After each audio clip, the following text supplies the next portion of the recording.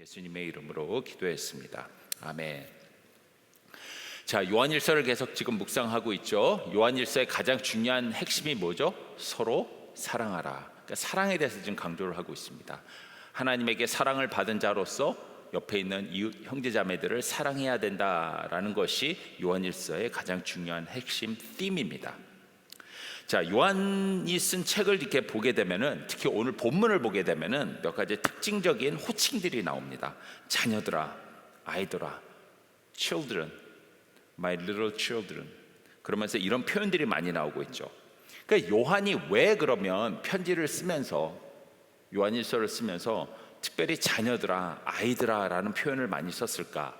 물론 이 편지를 쓸 때 요한의 나이가 제가 말씀드렸던 것처럼 90대 후반이죠. 거의 100세 조금 안 되는 나이였기 때문에 그가 편지를 쓰고 있고 편지를 읽는 대상자들은 당신보다 다 나이가 어린 사람들이었어요. 그러다 보니까 그의 영적 리더십 아래서 자라났던 후배들을 생각하는 마음에 자녀들아, 아이들아 라고 얘기를 할 수도 있겠죠. 특히 에베소 지역에서 아주 오랫동안에 그 근방에 있는 7교회를 다 총괄하고 있었던 총책임자로서 그 밑에서 배움을 받았던 나이 어린 사역자들이 참 많았을 거예요. 그러다 보니까 그들에게 나의 자녀들아, 나의 영적인 자녀들아, 나의 아이들아 라고 하면서 되게 친근한 마음으로 이런 호칭을 쓰면서 요한일서를 썼다라고 우리가 이해할 수 있습니다. 그러니까 당신의 영적인 아들과 딸들에게 주고 있는 귀한 마음, 그 애틋한 마음을 우리가 지금 이 호칭에서 볼 수가 있다라는 것이죠. 자, 오늘 본문에서도 이러한 호칭들이 나오면서 특별히 그가 지금 이 편지를 쓰고 있는 그 대상자, 성도들을 크게 세 가지 캐테고리로 이제 나누고 있는 것을 우리가 볼 수가 있습니다. 12절에서 보게 되면 자녀들아라고 부릅니다. Dear children라고 부르죠. 13절에서 또 아비들아라고 합니다. Dear fathers라고 부릅니다. 그리고 13절 후반부에 보게 되면 청년들아, Dear young men이라고 부릅니다. 그러니까 자녀들아, 아비들아, 청년들아. 그러니까 똑같은 성도인데도 불구하고 특별히 그는 애틋한 마음을 가지고 그들을 이 세 가지 이 분류로 나누어서는 부르고 있는 것을 오늘 본문에서 볼 수가 있는 것이죠. 이 부분에서 우리가 알 수 있는 것은 요한이 누구를 염두에 두고 이 편지를 소아시아 지역 7교회에 보냈는가를 알 수가 있는 것이죠. 누구를 염두에 뒀을까요? 맞아요. 남녀노소 전 연령에 있는 모든 사람들을 대상으로 해서 다 품고 지금 이 메시지를 보내고 있다는 거예요. 자, 그러니까 요한 일서의 가장 핵심이 되는 형제자매들을 사랑하라라는 이 말씀은 몇몇 사람들, 특정 연령, 특정 직분에 있는 사람들에게만 적용되는 말씀이 아니라 전 연령, 하나님의 자녀라고 부름받은 모든 사람들에게 적용되는 메시지다라는 것을 우리가 알 수가 있다는 것이죠. 우리 모두는 누구든지 한 교회 안에 있다면 옆에 있는 형제자매들을 사랑해야 될 의무와 책임이 있다라는 것을 우리가 알 수가 있습니다. 바울이 특별히 이렇게 세 부류의 사람들로 나누고 있는 그 이유가 무엇인가에 대해서 크게 두 가지 해석이 있어요. 첫 번째로는 나이에 따라서 교회 안에 있는 나이가 어린 자녀들, 중등부, 고등부 또는 유아부, 여기 있는 아이들에게 메시지를 주고 또 그의 부모들에게도 메시지를 주고 또 청년들, 싱글들에게도 주면서 나이에 따라서 이렇게 분류를 하고 있기 때문에 이런 호칭을 썼다라고 해석을 하는 사람들도 있지만, 또 다른 사람들은 어떻게 해석을 하냐면 이거는 실제로 피지컬 나이에 따라서 이렇게 분류를 한 세 부류가 아니라 믿음의 연륜, 믿음의 크기에 따라서 지금 분류를 하고 있다라고 해석을 하는 사람들도 있습니다. 어떤 해석이 맞을까요? 그러니까 요한이 진짜로 피지컬한 나이에 따라서 분류를 해서는 나의 자녀들아, 아비들아, 청년들아라고 나눴을까요? 아니면 그 사람의 믿음의 분량, 또 믿음의 크기, 신앙의 연륜에 따라서 그렇게 호칭을 했을까? 어느 해석이 맞을까? 누가 맞고 누가 틀리다 우리가 뚜렷하게 얘기할 수는 없겠죠. 하지만 저는 개인적으로 두 번째 해석이 맞다라고 생각을 합니다. 신앙의 연륜, 믿음의 크기에 따라서 지금 부르고 있다라는 해석을 저는 더 이렇게 지지합니다. 우리가 요한일서를 좀 더 뒤에 가서 나중에 자세히 읽어보게 되면 이 세 부류의 사람들이 육체적 나이에 따른 부류가 아니라 성도들의 영적인 나이에 따라서 분류되었다는 것을 나중에 뒤에 가서도 우리가 확인할 수가 있기 때문에 저는 이 두 번째 해석이 맞다라고 생각을 하는 것이죠. 따라서 바울이 부르는 자녀, 아비, 청년은 영적 나이가 어린 아이부터, 그러니까 믿음과 신앙이 연약한 영적으로 어린 아이와 같은 사람부터 아비와 같이, 누구를 케어할 수 있는 아비와 같이 영적으로, 신앙적으로, 믿음적으로 성숙해진 사람까지를 다 고려를 해서는, 이렇게 분류를 해서는 그들에게 맞는 지금 메시지를 오늘 본문에서 주고 있다라는 것이죠. 그러니까 여기서 자녀라고 하는 사람, children, 영적으로 이제 갓 믿음을 가지게 된 사람들을 얘기를 하는 거예요. 청년, 어떤 사람들일까요? 활발하게 지금 신앙생활을 하고 있는 사람들이에요. 그냥 뭐 물불 안 가리고 그냥 뭐 여기 있는 사람들이 있겠죠. 아멘. 이럴 땐 대답하는 거예요. 제가 이제 가르쳐 드리는 거예요. 이럴 때는 크게 대답하는 거예요. 아멘. 그렇죠. 네, 우리 청년들, 믿음이 이렇게 활발하게 신앙생활을 하고 있는 청년들. 아비는 어떤 분들일까요? 성숙한 믿음 생각을 하며 약한 자들을 케어할 수 있는 정도의 그런 장성한 분량에 이른 사람들, 이런 사람들을 얘기하겠죠. 여러분, 한 가족 안에는, 패밀리 안에는 다양한 구성원들이 있는 게 맞는 거예요. 그죠? 한 가족 안에 전부 엄마면 어떻게 되겠어요? 전부 아빠면 어떻게 되겠어요? 아니죠. 가족 안에는 부모도 있고 자녀도 있고 어린 아이도 있고 장성한 장년도 있고, 그러니까 청년도 있고, 가족이라는 패밀리 안에는 다양한 구성원들이 있어요. 교회를 영적인 가족으로 볼 때는 우리 교회 안에도 아직 영적으로 어린 아이와 같은 성도도 있고요, 활발한 청년과 같은 사람들도 있고요, 아버지 어머니의 역할을 해야 될 영적 부모 같은 성도들도 있어요. 믿음의 분량들이 다 달라요. 그렇기 때문에 여러분들이 신앙생활을 좀 청년 때와 같이 열심히 하는데 그 모습에 따라오지 못하는 사람들에 대해서 너무 불편한 마음 갖지 않는 게 좋아요. 그들에게 오히려 기회를 주며 그들이 또 성장할 수 있도록 같이 케어하는 게 사실은 한 가족 안에서, 영적인 가족 안에서 우리 모두가 가져야 될 모습이겠죠. 예를 들어서 갓난 아기가 있어요. 엄마가 밥을 하고 있어요. 근데 첫째가 나왔어요. 갓난 아기가 거기 가만히 앉아 있어요. 엄마가 밥을 하면 가서 식탁에다가 숟가락도 놓고 냅킨도 놔야 될 텐데, 밥 먹을 준비를 해야 되는데 갓난 아기는 그냥 누워 있어요. 그런다고 여러분이 가가지고 너 왜 엄마가 밥하는데 왜 가서 식탁 안 차려? 그렇게 얘기할 수 없는 거예요. 그렇지 않아요? 믿음도 분량이 있어요. 단계가 있어요. 크고 작음이 있어요. 연약하고 강함이 있다라는 거예요.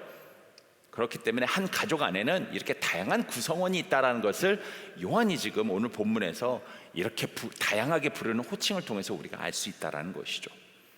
히브리서 5장 12절에서 14절 뭐라고 이야기합니까? 이렇게 이야기합니다. 때가 오래되었으므로 너희가 마땅히 선생이 되었을 터인데 너희가 다시 하나님의 말씀의 초보에 대하여 누구에게서 가르침을 받아야 할 처지이니 단단한 음식은 못 먹고 젖이나 먹어야 할 자가 되었도다. 이는 젖을 먹는 자마다 어린 아이니 의의 말씀을 경험하지 못한 자요, 단단한 음식은 장성한 자의 것이니 그들은 지각을 사용함으로 연단을 받아 선악을 분별하는 자이니라. 그러니까 지금 분명히 뭐라고 얘기를 하고 있어요? 교회 안에도, 믿음 안에도, 신앙 안에도 크고 작음, 연약함, 단단함, 성숙함, 다 이게 천차만별 이렇게 차이가 있다는 거예요. 누구는 이 성경 말씀을 지각을 사용해서 잘 알아듣는 사람이 있는가 하면, 누구는 이 말씀이 그냥 졸리기만 한 사람도 있다라는 거예요.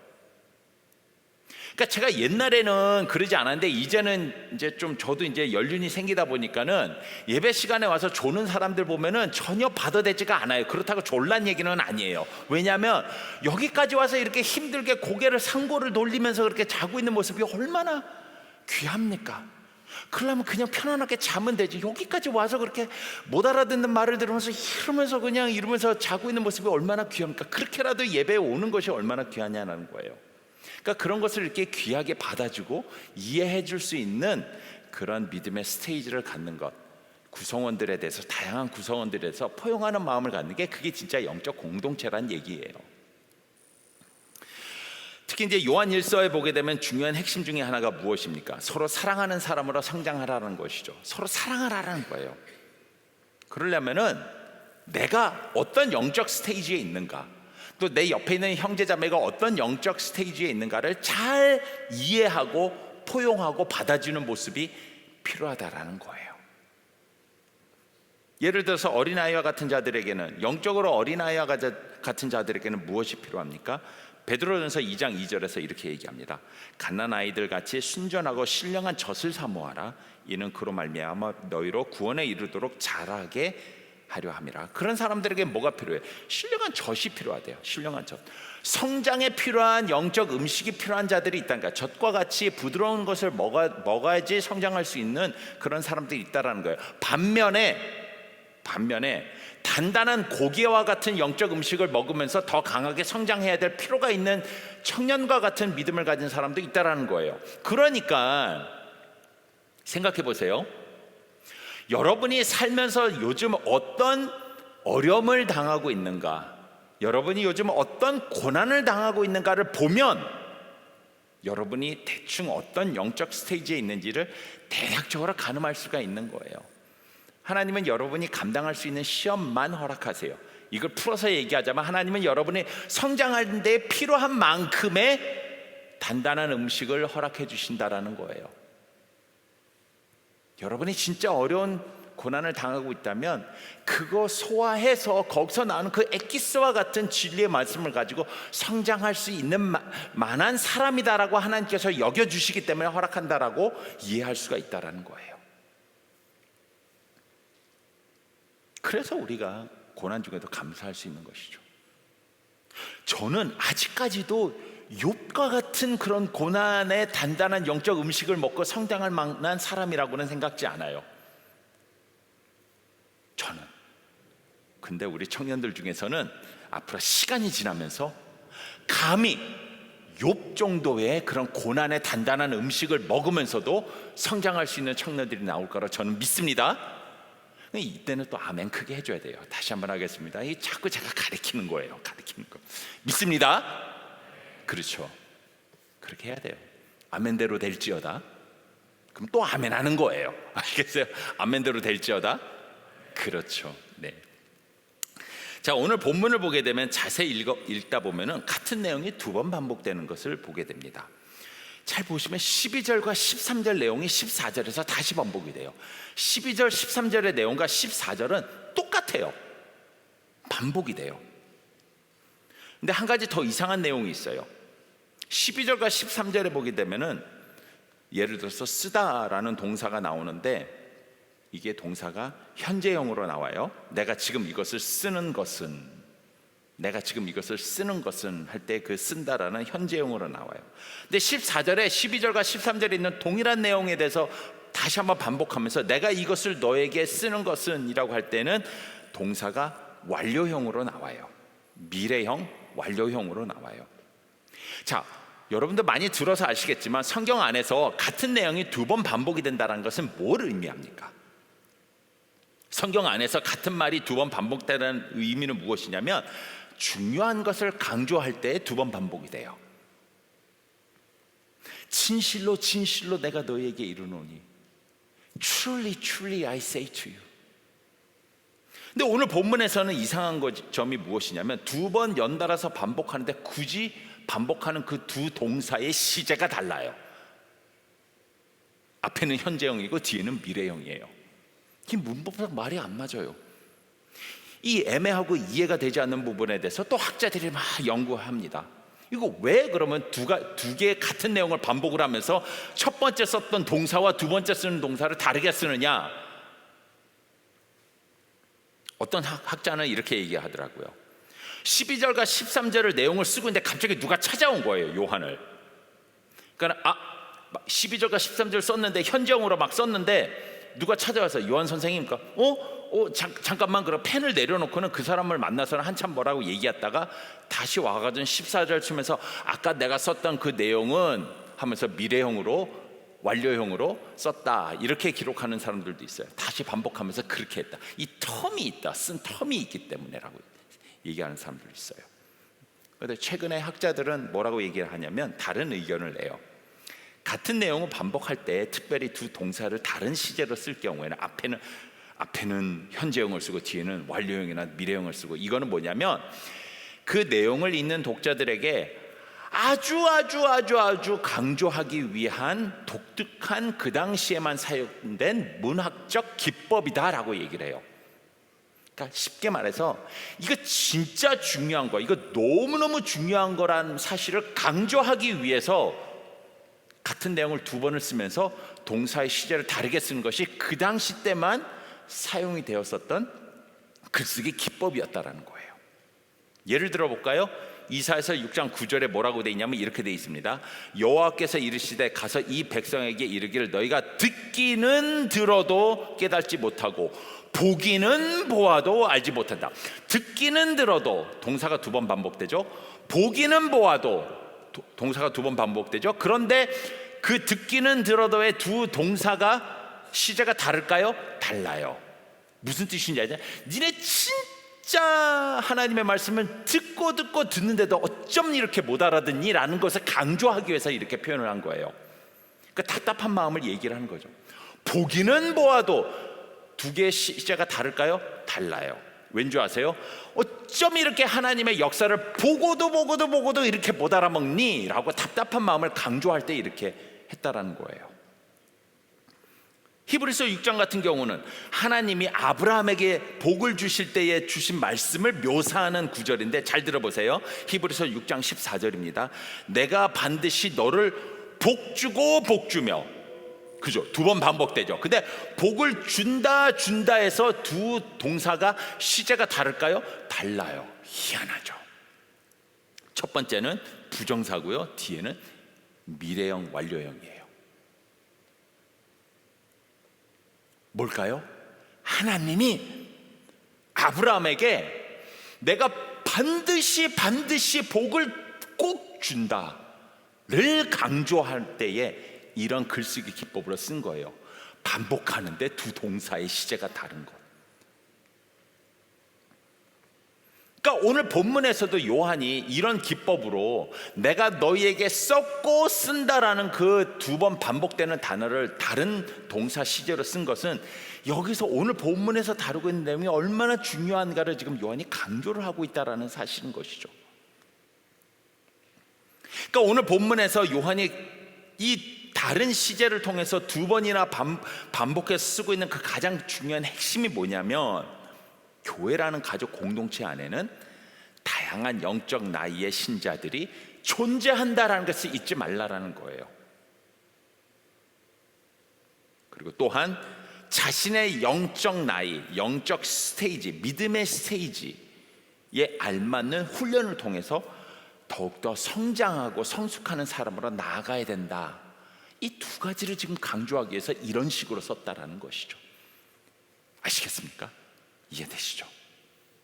자, 그렇다면 하나님을 사랑하고 이웃을 사랑하는 영적으로 성숙한 사람으로 성장하기 위해서 하나님께서는 그 다른 믿음의 스테이지에 있고 다른 영적 분량에 있는 사람들에게 어떤 커스터마이즈된, 어떻게 맞춤형 영적 훈련들을 허락해 주셔서 성장하게 하실까? 그거 이제 오늘 우리가 본문을 통해서 좀 확인해 보자라는 것이죠. 그래서 한번 자신의 믿음의 상태, 영적 수준이 어느 스테이지에 있는지를 한번 고민해 보세요. 생각해 보세요. 나는 지금 어린아이와 같은 믿음의 상태에 있는가? 나는 청년과 같은 믿음의 상태에 있는가? 아니면 나는 아비와 같은 믿음의 상태에 있는가? 그 사람들에게 맞는 영적 훈련을 허락해 주셔서 그 사람들이 계속해서 그 상태에 머물지 않고 성장할 수 있도록 하나님께서 훈련을 허락해 주신다. 그러면 그 각 스테이지에 맞는 훈련들은 무엇일까? 하나하나 우리 함께 좀 살펴보는 시간 갖도록 합시다. 첫 번째로, 어린아이와 같은 영적 상태에 있는 자들에게 하나님께서 허락해 주시는 훈련은 복음에 대한 확신을 가질 수 있는 훈련을 허락해 주신다는 거예요. 복음에 대한 확신. 자, 영적으로 어린아이와 같은 자녀들에게 지금 12절에서 요한이 뭘 강조하고 있죠? 12절 함께 보시죠. 자녀들아, 내가 너희에게 쓰는 것은 너희 죄가 그의 이름으로 말미암아 사함을 받았으며 그러니까 지금 영적으로 이제 막 믿음이 생긴 사람들, 영적으로 막 예수님을 믿게 된 사람들에게 지금 요한이 가장 먼저 강조하고 있는 게 무엇이냐면, 이거 잊지 말고 기억해라. 너희가 죄 사함을 받았다라는 사실을 잊지 말아라. 복음에 대해서 얘기를 하고 있는, 복음에 대해서. 그러니까 이제 영적으로 이제 막 신자가 된 사람들, 이제 막 교회를 나오기 시작한 사람들, 영적으로 아직까지 단단한 음식을 먹을 수 없는 그 신령한 젖과 같은 것을 먹으면서 조금씩 성장해야 될 필요가 있는 가난 아이와 같은 사람들이 배우고 깨닫고 느껴야 될 가장 중요한 사실이 무엇이냐면, 복음이 무엇인가. 특별히 그 복음 안에서도 내가 죄 사함을 받은 은혜를 누리는 하나님의 자녀가 되었다라는 사실을 깨닫는 훈련이 필요하다라는 거예요.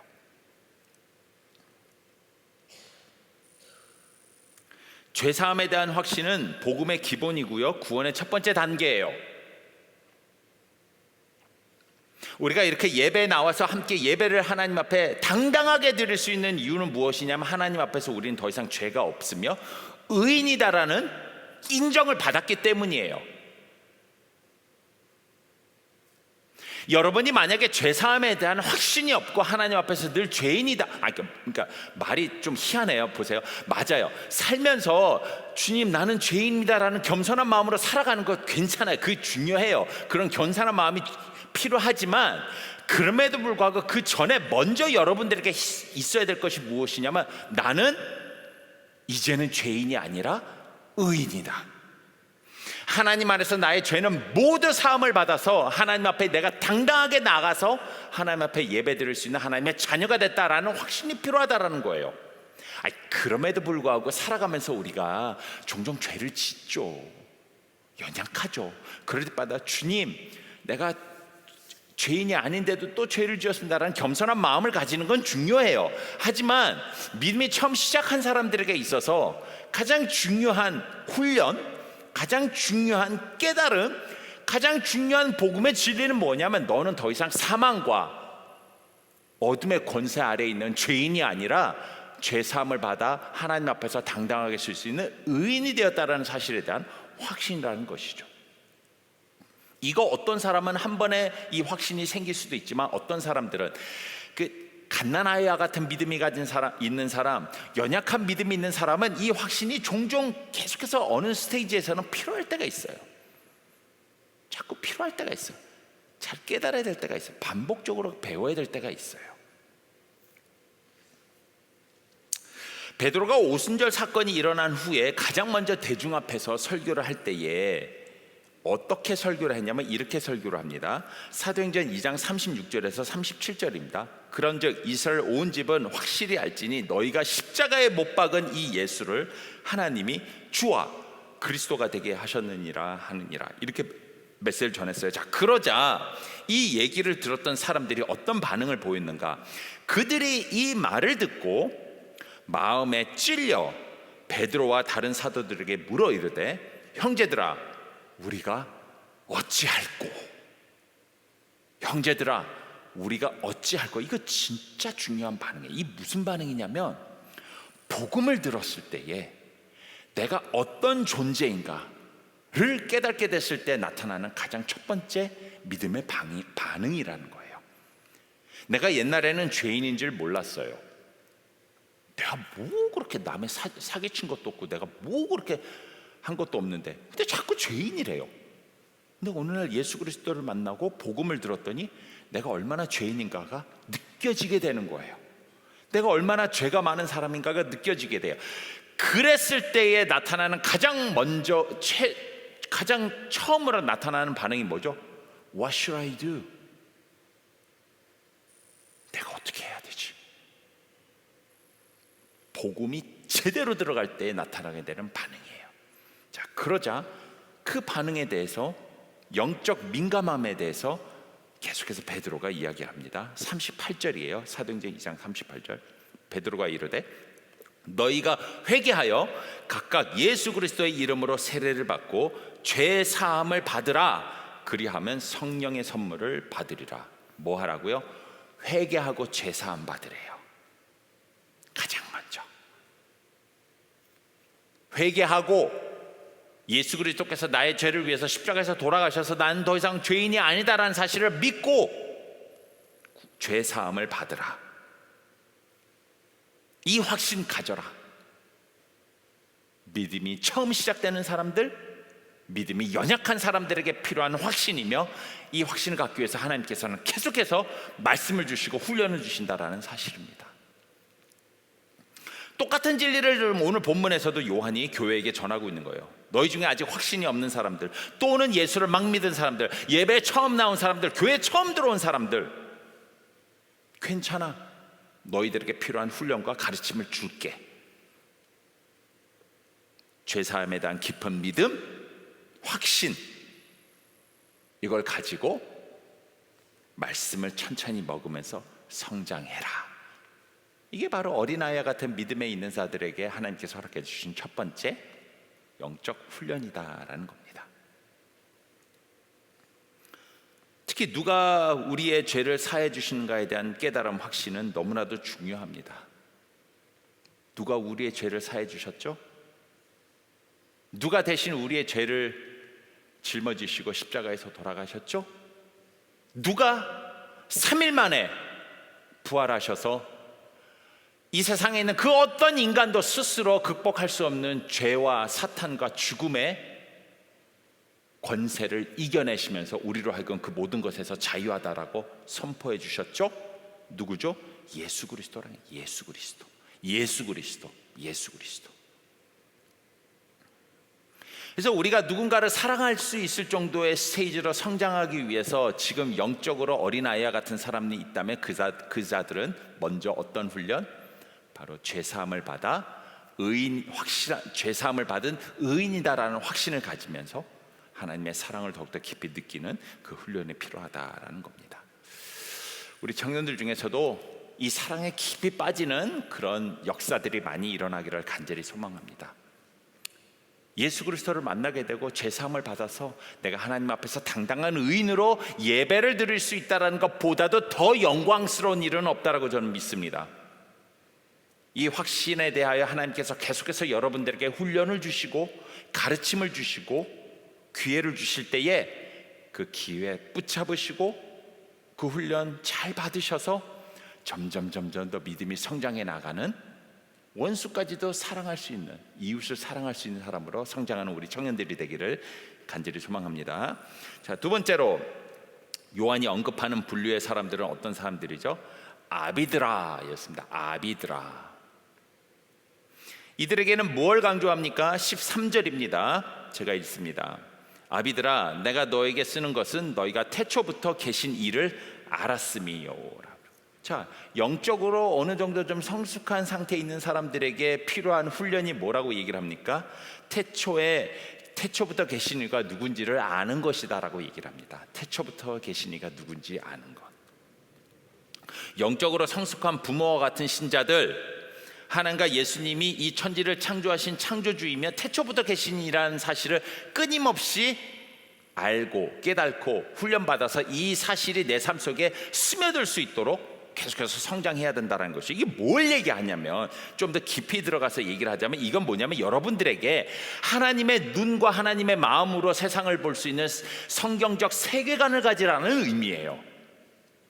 영적으로 성장한 사람, 영적으로 성숙한 사람이 더 훈련을 받아서 어떤 사람으로 성장해야 되냐면, 이 세상에 일어나고 있는 모든 일들, 내 삶 속에서 일어나고 있는 모든 일들을 하나님의 눈과 하나님의 생각과 하나님의 마음으로 보고 해석할 수 있는 성경적 해석관을 갖는 스테이지로까지 성장해 가라라는 얘기가, 너희가 태초부터 계신 이가 누군지를 아는 훈련이다라는 의미가 되는 겁니다. 달라요. 참 달라요. 영적으로 성숙해져서 기독교 세계관을 가지고 하나님의 눈과 생각과 마음으로 세상을 바라보고 내 삶을 바라보는 사람은 달라요. 달라도 달라요. 어느 정도까지 다른 줄 아세요? 나에게 허락되는 이해가 되지 않는 고난까지도 이해가 되는 그런 상황, 그런 성숙함을 가지게 돼요. 남들이 아무리 봐도 이거는 정말 너무한다 싶을 정도의 일이 내 삶 속에 일어나도, 또는 내 주변에 일어나도 이해하게 돼요. 성경적 관점으로 이해하게 돼요.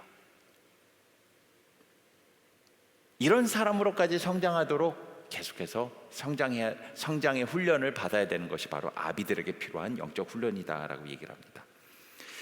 그래서 요한은 다시 한번 14절에서 강조하죠. 아비들아, 내가 너에게 쓴 것은 너희가 태초부터 계신 이를 알았다. 자, 여기서 말하는 그 알았다라는 단어가 그 헬라어 단어 아주 유명한 기노스코라는 단어죠. 머리로만 아는 알미 아니죠. 체험적으로 아는 알을 얘기를 하는 것이죠. 여러분, 어저께 우리 청년들 올해를 이발리에이션하고 내년을 계획하기 위해서 그 리더 수련회를 했어요. 감사하게도 우리 청년부 담당 우리 그 김기한 장로님께서 이렇게 덱을 열어주셔서 우리 청년들이 갔는데, 나중에 장로님이랑 권사님이 얘기하시니까는 청년부 리더 수련회를 했을 때 당신 집에 온 멤버 중에서 어저께 왔던 멤버가 가장 많았다고 얘기를 하더라고요. 그때 이제 어제 자리에서 제가 이제 내년도 우리 청년부 표를 이제 제가 나눴습니다. 공유했습니다. 학습을 통해 성장하는 청년부. 학습을 통해 성장하는 청년부. 그러면서 이제 성경 구절이 에베소서 4장 13절이에요. 우리가 다 하나님의 아들을 믿는 것과 아는 일에 하나가 되어 온전한 사람을 이루어 그리스도의 장성한 분량에 충만한 데까지 이르리니 라는 말씀을 어저께 우리 함께 나눴습니다. 자, 그러면서 이제 제가 질문을 했어요. 하나님의 아들을 믿는 것과 아는 것이 어떻게 다릅니까? 하나님의 아들을 믿는 것과 아는 것이 어떻게 다릅니까? 자, 그러자 제가 누구라고 얘기는 하지 않고 특별히 지훈이라고 얘기하지는 않을게요. 그런데 참 똑똑한 대답을 했어요. 믿음은 하나님이 우리에게 주시는 하나님의 은혜고, 아는 것은 우리의 의지와 노력이 들어가야 될 우리의 몫이다라고 그 자매가 설명을 했는데, 누군지는 모르지만 참 똑똑하게 잘 설명을 했어요. 그죠? 누군지 모르는 그분에게 박수 한번 줄까요? 네. 성경을 아주 깊이 잘 아는 분이에요. 제가 보기엔 이런 분들은 나중에 사모하셔도 될 것 같아요. 참고로 우리 지훈이는 내년에 이제 귀한 목회자분과 이제 결혼할 예정이시죠. 참 좋은 사모님이 되실 것 같아요. 기대가 돼요. 맞아요. 믿는 것이 우리에게 주시는 하나님의 은혜라면 그 하나님의 아들을 아는 것은 우리의 노력과 의지, 헌신이 들어가야 될 우리에게 주어진 숙제인 것 같아요. 그래야 우리가 그 훈련을 받고 우리의 믿음의 스테이지에 맞도록 하나님이 허락해 주시는 훈련을 받아서는 그리스도의 장성한 분량, 예수님의 성품을 닮아가는 사람으로까지 성장할 수 있게 된다는 것이죠. 그러려면 아는 것에서 그치면 안 돼요. 살아야 돼요. 체험해야 돼요. 하나님의 말씀이 정말 살아있는 말씀이라는 것을 체험을 해야 돼요. 그 성경적 관점으로 내 삶과 세상을 바라봤더니 맞네 라는 것을 체험해야 돼요. 정말로 이 세상을 운행하시고 이 세상을 창조하신 분이 하나님이 맞네 라는 것을 체험하는, 아는 일이에요. 체험적으로 아는 일이에요. 그게 바로 오늘 본문에서 요한이 얘기하는 어느 정도 영적으로 성장한 성숙한 사람이라면 그들에게 필요한 또 훈련이다라는 것이죠. 특히 사랑을 실천해야 될 영적 부모와 같은 성숙한 청년들, 형제자매들, 하나님의 관점으로 세상을 보게 되면, 성경적 관점으로 세상을 보게 되면 세상에 일어나는 모든 일들, 내 삶 속에 일어나는 모든 일들은 그 베이스가 하나님의 사랑에 있어요. 하나님이 사랑하시니까 이 일들을 허락하신다라는 관점으로 보게 된다니까요. 진짜 말이 안 되는 일들이 내 삶 속에 일어나도 성경적 세계관을 가지고 하나님의 눈과 마음으로 보기 시작하면은, 야, 이거 하나님이 사랑하셔서 이 일들이 일어났구나 라는 해석으로 갈 수 있는 성장하는 사람이 될 수 있다니까요. 자, 그러면 내 삶 속에, 내 환경 속에 일어나는 모든 일들과 하나님의 사랑이라는 관점으로 보게 된다면 그 다음에 그들은 어떤 일을 할 수 있습니까? 그래요. 그 다음에는 내 옆에 있는 형제자매들을 사랑할 수 있게 된다라는 것이죠. 하나님의 사랑으로 내 삶을 봤더니 내 주변에 있는 형제 자매들이 모두 내 사랑의 대상이더라. 영적으로 단단한 음식을 먹을 수 있는 자들에게 주어지는 맞춤 훈련이고, 그 맞춤 훈련을 통해서 얻게 되는 영적 성숙의 모습이다라는 것이죠. 저는 우리 청년부에 이런 영적 아버지, 영적 아비들과 같은 모습들이 많이 나타나기를 원합니다. 조금 불편한 얘기 한번 하죠. 어저께 얘기를 하면서 우리 청년부에 1년 동안에 새가족들이 몇 명이 왔고 또 얼마나 남고 얼마나 떠나간지에 대해서 통계적으로 우리가 함께 나눴어요. 안타까운 일이에요. 물론 참 감사하게도 그 1년 동안에 왔던 새가족 중에서 참 귀한 형제자매들이 많이 남아서 참 우리와 깊은 교제를 나누고 있지만, 안타깝게도 그러지 못한 분들도 있어요. 뭐가 문제일까? 여러 가지 이야기를 했지만 저는 개인적으로 그렇게 생각해요. 새로운 사람들, 새가족들 또는 교회에 처음 온 사람들을 새가족에 있는 몇몇 사람들만 따뜻하게 맞이한다고 될 게 아니에요. 이거는 우리 청년부 안에 세워져야 될 문화가 있어요. 마음이 아픈 사람, 외로운 사람, 예수님이 알고 싶어서 어렵게 교회에 온 사람, 새로운 사람, 그 사람들을 따뜻하게 맞이하고 품어주고 외롭지 않도록 만들어주는 역할은 새가족에 있는 4-5명만의 몫이 아니에요. 여기는 우리 청년 모두의 몫이에요. 그래서 그 새로운 사람들이 새가족에 있든 셀로 가든 똑같은 우리 모두의 사랑과 관심을 받게 되는 문화가 청년부에 정착돼야 될 필요가 있다는 것이 제 의견이었어요. 어떻게 생각하세요? 동의하세요? 그래서 저는 우리 청년들이, 제가 그래서 미안해요. 꼰대같이 자꾸 잔소리하는 것 같은데 미안해요. 우리 청년부 이게 옆에 둘러보고 새로운 사람이 보이면 먼저 눈 마주치고 가서 인사하라고 제가 잔소리처럼 얘기하는 이유가 그거예요. 여러분의 따뜻한 말 한마디, 눈빛 하나가 그 사람의 삶에서는 굉장히 큰 의미로 다가올 거예요. 외롭고 힘들잖아요? 그러면 들판에 나갔는데도 바람에 흔들리는 이름 모를 꽃 하나가 되게 반갑게 느껴지는 법이에요.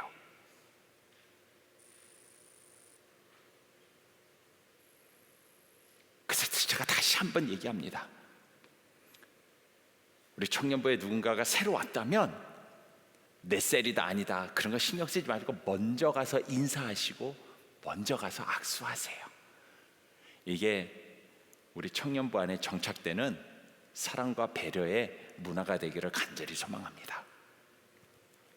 마지막으로 3번째, 청년과 같은 영적 스테이지에 있는 사람들에게는 어떤 훈련이 필요하다라고 얘기를 할까요? 13절 한번 볼까요? 자, 같이 한번 읽겠습니다. 시작. 청년들아, 내가 너희에게 쓰는 것은 너희가 악한 자를 이기었음이니라. 그렇죠. 와, 무서운 말이 나옵니다.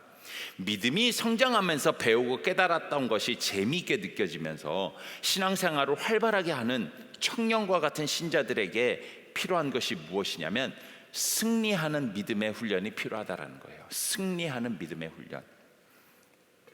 자, 여기서 13절에서 얘기하는 너희가 악한 자를 이겼다라고 할 때 그 악한 자가 누구를 얘기할까요? 내 옆에 있는 사람이에요? 내 앞에 있는 쟤예요? 내 저 뒤에서 나 째려보고 있는 쟤예요? 아니에요. 여기서 말하는 악한 자는 공동 번역에서는 사탄, 악마라고 표현을 하고 있어요. 그러니까 이 말이 무슨 뜻이냐면 영적으로 청년과 같은 스테이지에 있어서 활발하게 활동하고 열심히 힘차게 신앙생활을 하는 사람들은 반드시 치르는 게 있어요.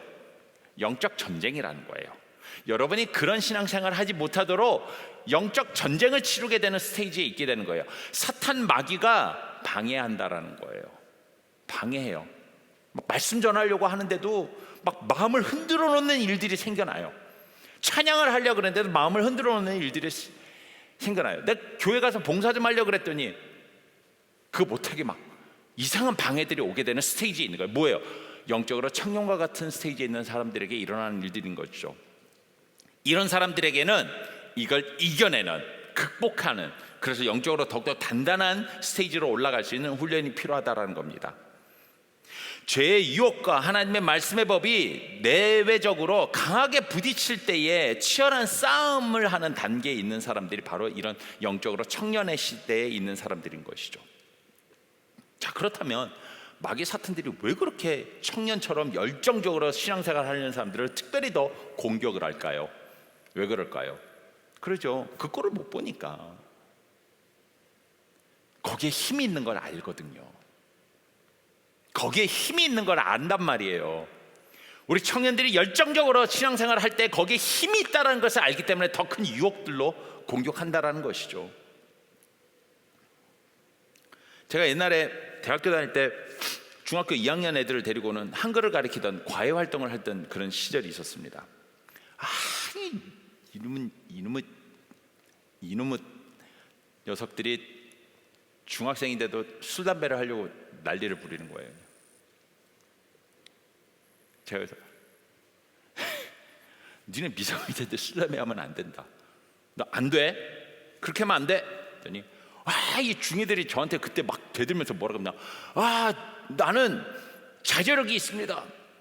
저는 다 커서 이제는 그런 거에 중독에 빠지지 않을 그런 자신이 있습니다. 나는 나 스스로를 조절할 수 있는 힘이 있기 때문에 저는 절대로 거기에 중독에 빠지지 않으니까는 Don't worry 그러는 거예요. 근데 하도 어이가 없어가지고 제가 할 말을 잃었어요. 중2들이 자기는 조절을 할 줄 안대, 리밋이 어딘지를 안대, 중독에 빠지지 않을 자신이 있대. 그게 얼마나 교만한 거예요. 요한은 참 감사하게도 이런 열정적으로 신앙생활을 하다가 자칫 교만함이나 자만에 빠져서 넘어질 수 있는 그런 사람들에게 그걸 이용해서 사탄이 공격을 할 때에 넘어지지 않고 이길 수 있도록 그들에게 영적 싸움에 이길 수 있는 근거가 무엇인지를 알려주고 있습니다. 14절 같이 한 목소리로 있습니다. 14절 시작.